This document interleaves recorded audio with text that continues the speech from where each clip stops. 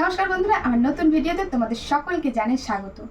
তো বুঝতেই পারছো বন্ধুরা, এক হাতে আটা এক হাতে পেঁয়াজ, দুটো কিন্তু একদম যাচ্ছে না। আটা পেঁয়াজ কেমন একটা লাগছে। তো আজকে কিন্তু এই দিয়েই রেসিপি বানাবো বন্ধুরা।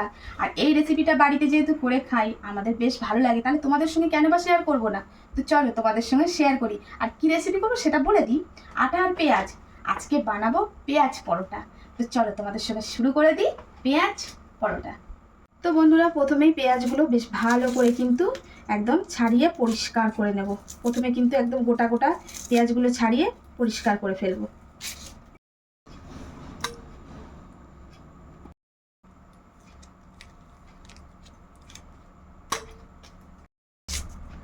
তো এখন পেঁয়াজটা যতটা পারবো ঝিরিঝিরি করে কেটে নেব। আর যাদের কাছে চপিং ওই যে মিক্সিগুলো আছে না, হাত দিয়ে ঘোরালে একদম ঝিরিঝিরি হয়ে যায়, তো ওতেও কেটে নিতে পারো, ওতেও বেশ খারাপ হবে না। পেঁয়াজটা একটু ঝিরিঝিরি মতন হলে বেশ ভালো লাগে, মুখেও সুন্দর করে পড়ে। তো এইভাবে একদম সুন্দর করে কেটে নেব। এখন এই পেঁয়াজের মধ্যে দিয়ে দেব পরিমাণ মতন বা স্বাদ মতন লবণ, দিয়ে দেব 1 চামচ মতন লঙ্কার গুঁড়ো, যে যেমন ঝাল খেতে চাচ্ছ সেই মতন ঝালটা দিয়ে দেবে। 1 চামচ ধনিয়ার গুঁড়ো, একটু চাট মশলা। তো এখন এই পেঁয়াজটা আর এই মশলাটা একসঙ্গে কিন্তু একটু মেখে নেব। বেশ ভালো করে হাত দিয়ে চটকে কিন্তু মেখে ফেলবো। আর এখানে তোমরা কিন্তু যদি ইচ্ছা হয় এখানে কিন্তু তোমরা ধনিয়া পাতাও অ্যাড করতে পারো, তাতে কিন্তু এর টেস্টটা আরও সুন্দর হয়। তো আমি কিন্তু দিই, কারণ আজকে আর আমার কাছে ধনে পাতা নেই, তো আজকে শুধু পেঁয়াজ দিয়েই বানাবো, সেটাই তোমাদেরকে দেখাচ্ছি। আর তোমরা চাইলে কিন্তু ধনে পাতা অতি অবশ্যই দিতে পারো। তো ভালো করে পেঁয়াজটা কিন্তু আমি সুন্দর করে মাখিয়ে নিয়েছি। আর একটু হাত দিয়ে ডলা দিয়ে মাখলে পেঁয়াজের যে লেগে লেগে থাকে, এরা সবাই একদম গায়ে থেকে ছেড়ে যাবে আর একের অন্যের মধ্যে জড়িয়ে থাকবে না। তো এইভাবে এইগুলো খুলে দিতে হবে, ব্যাস, এটা কিন্তু মাখানো একদম রেডি।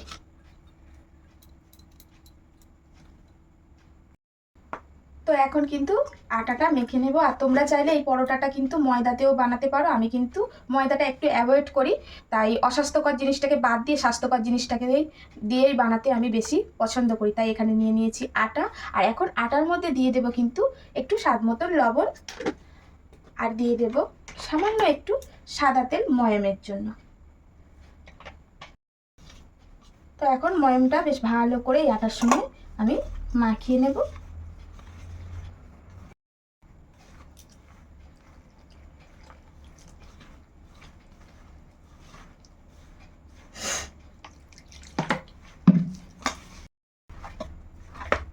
তো এই তো আটাটা মেখে নিয়েছি একদম সুন্দর করে পরোটা করার জন্য।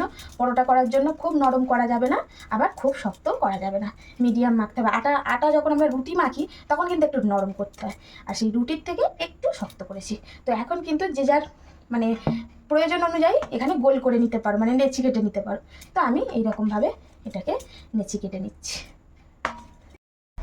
তো এখন এরকম নেচি নিয়ে নেব। আর এই যে একটা করে লেচি নেব, আর এটাকে না একটু এইভাবে বাটির মতন, যেমন তোমরা পুর ভরো বন্ধুরা, আলুর পুর এইরকম, তো আমিও এখানটায় এইভাবে বাটির মতন করে খোলতা করে নিচ্ছি। এখন কিন্তু এর মধ্যে পেঁয়াজটা ভরবো। তো এই যে পেঁয়াজটা এর মধ্যে ভরে নিচ্ছি। একটু বেশি করে না পেঁয়াজের পুরটা দিলে এটা কিন্তু মুখে পড়ে, আর খেতে কিন্তু সেই সুন্দর লাগে। এখন এই মুখটা কিন্তু একদম আমি সিল করে দেব। এই যে এইভাবে সমস্তগুলোতে পেঁয়াজগুলো ভরে নেব এইভাবে। তো এখন এইভাবে একটু আটা লাগিয়ে নেব, আর তোমরা চাইলে তেল দিয়েও বেলতে পারো। তাই তো বেলা একদম রেডি। তো এখন কিন্তু খুব বড়ও করিনি, মিডিয়াম মিডিয়াম করেছি। আর এখন এই যে চাটটাও গরম হয়ে এসছে, এখন চাটুর মধ্যে দিয়ে দেবো।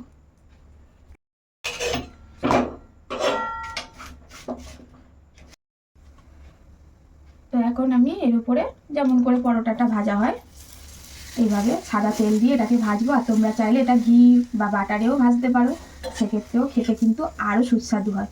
তো আমি কিন্তু সাদা তেলে এটাকে কিন্তু ভেজে নেব। আর তেলটা আমি একটু অল্প অল্প করেই দিচ্ছি, তোমরা চাইলে একটু বেশি মচমচে করেও তেল দিয়ে ভাজতে পারো। এইভাবে তেল দিয়ে এটাকে কিন্তু একটু চেপে চেপে, খুব বেশি আঁচটা দেবে না, মিডিয়াম আঁচে দিয়ে এটাকে চেপে চেপে একটু সময় দিয়ে ভেজে নেবে। এই তো পরোটাটা কিন্তু একদম সুন্দর মচমচে করে এইভাবে ভেজে নিয়েছি। তো এইভাবে বাকি পরোটাটাও ভেজে নেব।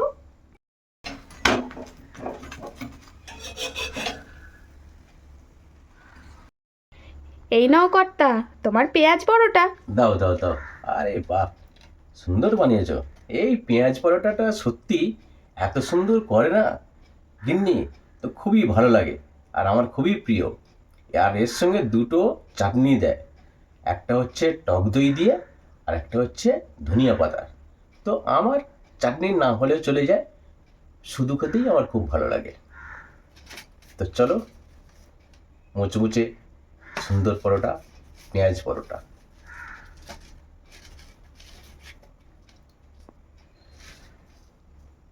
আহ,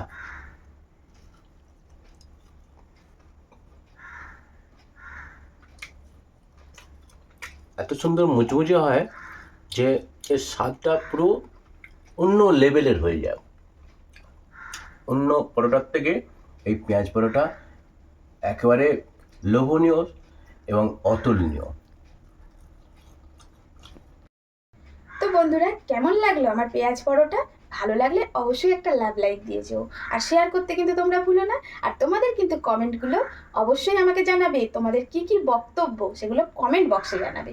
তো যাই হোক বন্ধুরা, এটা কিন্তু তোমরা ধনেপাতার চাটনি, অল্প ধনেপাতা নেবে, সাথে 2 কোয়া রসুন নেবে, একটা কাঁচা লঙ্কা নেবে, মিক্সিতে ঘুরিয়ে নেবে, একটু বিট লবণ দেবে, একটু লেবু রস দেবে, ব্যাস হয়ে যাবে ধনেপাতার চাটনি। আর যদি টক দইয়ের চাটনি করতে চাও, কিছুই না, টক দইটা যদি পারো একটু জল ঝরিয়ে নিতে পারো, হাঙ্কাট করে নিতে পারো, তার মধ্যে দিয়ে দেবে কুচনো পেঁয়াজ, কুচনো কাঁচা লঙ্কা, একটু চাট মশলা, ব্যাস একটু ভাজা জিরের গুঁড়োও দিতে পারো, হয়ে যাবে চাটনি। তো 2 রকমের চাটনি রেসিপিও তোমাদের বলে দিলাম, এর সঙ্গে বেশ ভালো লাগে। তো বন্ধুরা, আজকের আসি, দেখা হচ্ছে নতুন করে ভিডিও। সবাই কিন্তু ভালো থেকো, সুস্থ থেকো, সাবধানে থেকো। আর আমার কিন্তু এই রেসিপিগুলো তোমরা কিন্তু অবশ্যই দেখতে থেকো। আর শুধু দেখলেই হবে না, বাড়িতে কিন্তু অন্তত একবার বানিয়ে সবাইকে খাইও। তো আজকের মতন আসি, টাটা।